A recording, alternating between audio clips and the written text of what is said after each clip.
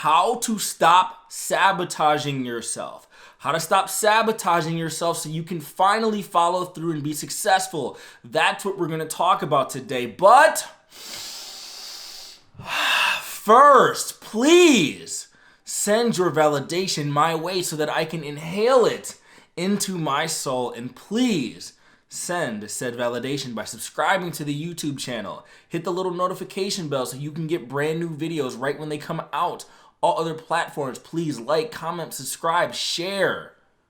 I mispronounced the word subscribe and just mispronounced the word pronounce, but we're going to keep going because it ties in perfectly to the idea of self-sabotage. It's real interesting that this topic comes up for me because I'm feeling the weight of self-sabotage coming on right now during this period in my life. Now, most of you guys know that I'm coming out with a new book on January 14th called Real Help, An Honest Guide to Self-Improvement. Please go get that on January 14th, or you can actually pre-order it in the description below, but that's really not the subject. The subject is all the steps leading up to the culmination point of putting this launch together. So I've reached out to 100 different quote-unquote influencers to help me promote the book. I created 2 bonus online courses. By the way, you'll get, if you buy the book during launch week, 2 bonus online courses that are going to come with the book. I'm working with designers, assistants, virtual assistants, WordPress developers, all these different moving parts. And I still have some things left on my plate, and I feel that weight of self-sabotage coming on. I feel that weight of, oh no, am I going to mess this up? Am I going to inadvertently do something to screw up this launch? Am I going to have an egg on my face and be a rejection and be a failure? So where does this urge to self-sabotage come from? Where does this urge to deep down want to mess things up just when you're on the cusp of doing something major? Where does that come from? Self-sabotage comes from you're wanting to confirm an identity that you already have. You want to confirm whatever identity you have built through the experiences in your life, the mental maps that were created in childhood from your parents, the experiences you had when you were young and in your adolescence, and all of these things that may have formed a personality in life that you don't necessarily want, but you just cling to and you revert back to wanting to be that person. So what does it have to do with me and this book launch that I'm doing? Prior to becoming a writer, I basically quit everything that I've ever tried in my life. I quit every musical instrument that I wanted to play. I quit all sports eventually. I quit all the clubs that I was a part of. I would try new projects. I would try to get my life together for a semester in college and would quit. I would join these network marketing pyramid scheme things and would quit. I would show flashes of brilliance, but I would always quit when things got a little bit too hard. I would always quit when things weren't coming to me naturally, easily, and effortlessly. And until I found writing something that really aligned with my strengths, which is why I'm always preaching to align with your strengths. In fact, I have a whole chapter in my new book dedicated to finding your strengths. It helps ease that burden a little bit. But you still are going to end up with that self-sabotage even when you find something you're good at because it's tied back to your identity. So in my case, I have completed things. I've spent 5 years transforming my personality, transforming my work ethic, and I've become much better at organizing myself. I've become much better at following through with projects. But when I come into a new, big, challenging project, that feeling of wanting to self-sabotage creeps in again. That feeling of wanting to revert back to the old Ayo who never finished any of his projects is creeping back in. I'm looking at all the moving parts and I'm going back through my memory and reference experiences from times where I had to deal with difficult and complicated projects and I just kind of threw up my hands. As a matter of fact, I had so much on my plate today that I didn't even want to stick to my commitment of shooting this video. But I sat down and shot it immediately as I started to feel these self-sabotage feelings coming on, because that's one of the important antidotes to self-sabotage.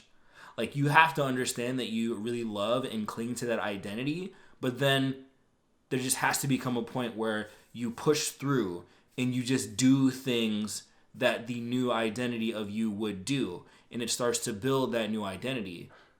So all throughout this day, like, I didn't feel very good at all when I'm creating messaging that I'm going to send out to all the affiliates for the book, when I'm creating messaging to send out to my fans, when I'm checking in with the designer and the VA. Like, I've basically been kind of spinning my wheels for the past 4 to 6 hours throughout this workday, but I've still been making progress, even if it's messy progress. The one thing that I was not going to do was fold my hands and not get a considerable amount of work done, regardless of how messy it was.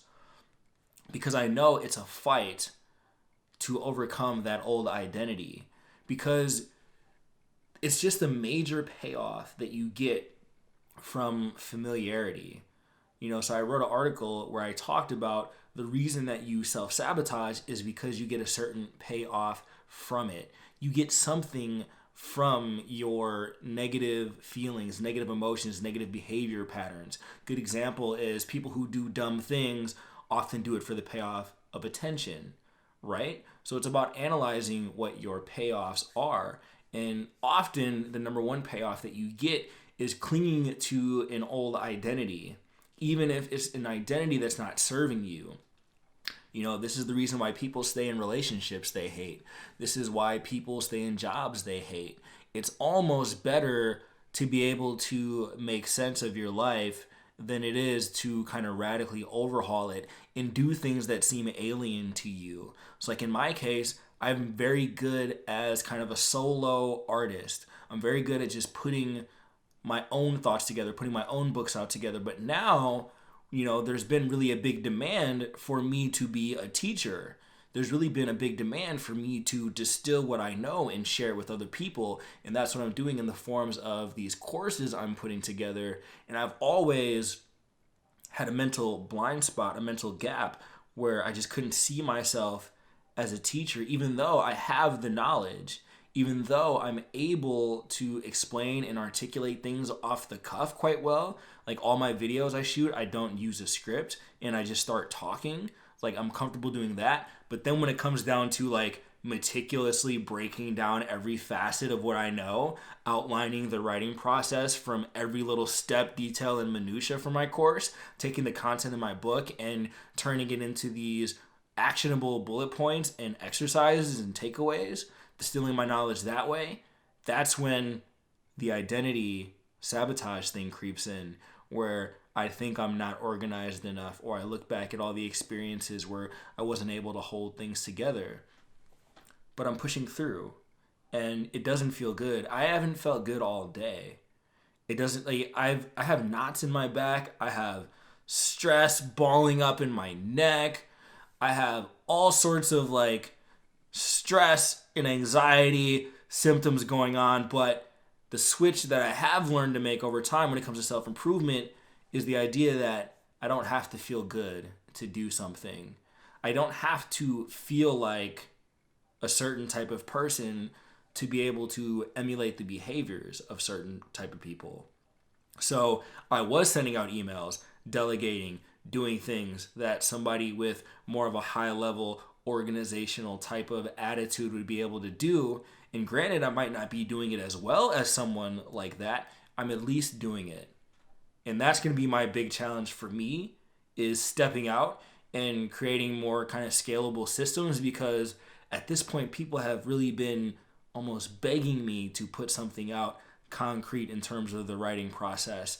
And I feel like it's my duty to put that type of stuff out there, right? I feel like it's my duty to create a structured kind of online course or coaching program to help people go through the stages of personal development for those that want to go and be above and beyond my free content, right? I feel like it's my duty to do those things.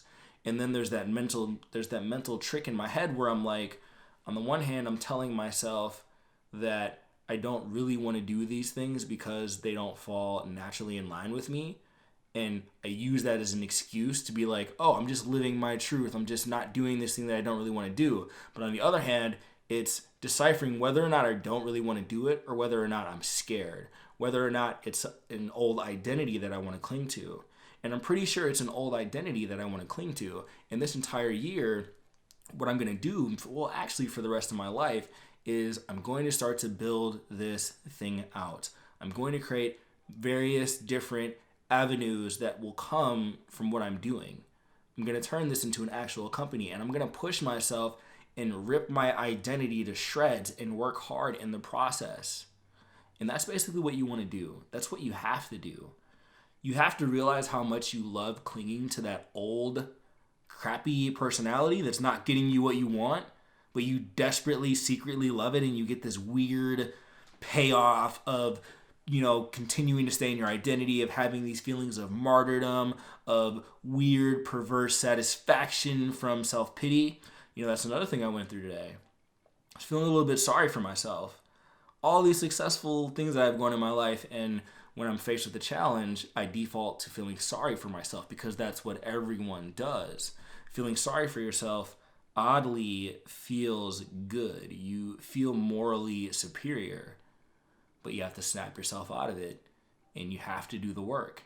Pretty much every video I talk about the fact that no self-help guru or content or writer or creator can fill the gap between thought and action.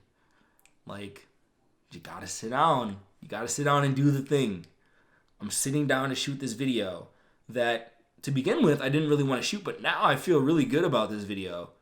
And that's what you'll come to find when you push through. It's like, oh, I can do it.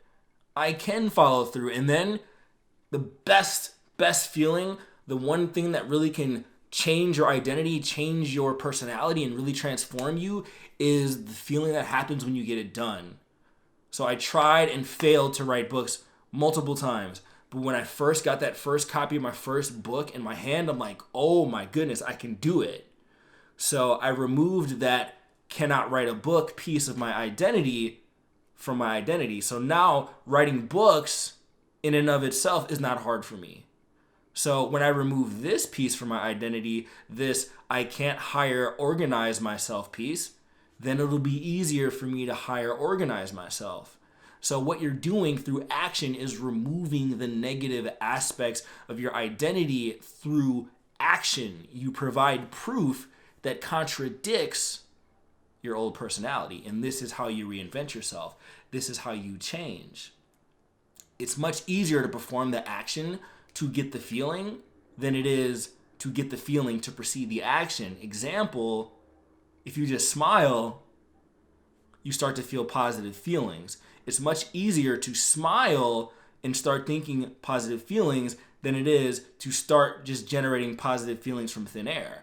If you stand with your chest out wide and your arms by your side and you spread your legs out, you feel big and powerful like Superman. So there's something about actions that evoke feelings, and actions towards your purpose, actions towards the you that you know you really could become will eventually turn you into that person. 5 years from now, a year from now, even something as short as 6 months from now, I'll look back at this current version, this current timestamp of me and be like, what were you worried about, Ayo? Why are you trying? Why are you worried about this so much? It wasn't that hard. And then as you progress in life, you'll continue to go through that loop where a new challenge will seem insurmountable almost. And then once you accomplish it, you'll look back on it and you'll be like, why was I worrying about that?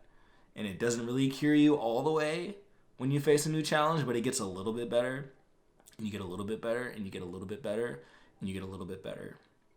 So that's how you change your personality. That's how you stop sabotaging yourself, and that is how you start becoming successful. Okay, You 2.0 is the name of the book. I have a new book coming out. It's called Real Help, The Honest Guide to Self-Improvement. The link to pre-order the book is in the description below. Please go and check those materials, those books out. Please subscribe to the channel if you haven't already. Hit the notification bell. All other platforms, please. Like, comment, subscribe, share, love. I will see you on the next video.